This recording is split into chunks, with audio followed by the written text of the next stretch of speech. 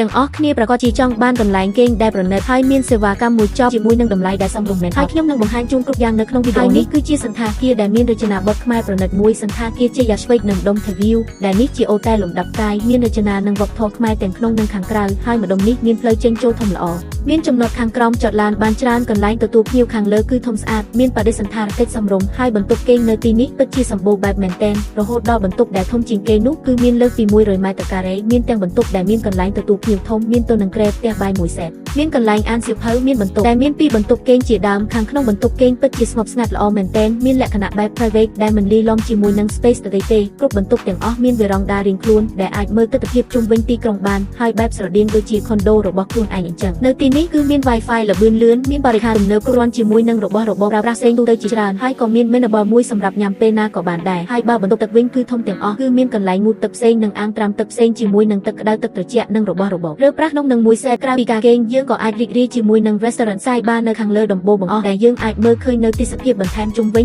មានផ្ដល់ជូនអាហារពេលព្រឹកគ្រប់ជម្រើសមានទាំង sky pool ដែលយើងអាចមកគេងហែលទឹកលេងហើយក៏មានកន្លែងហាត់ប្រាណនិង steam ទៀតផងហើយកន្លែងប្រជុំផ្សេងក៏មានដែរអញ្ចឹងទាំងអស់គ្នាយល់យ៉ាងណាដែរ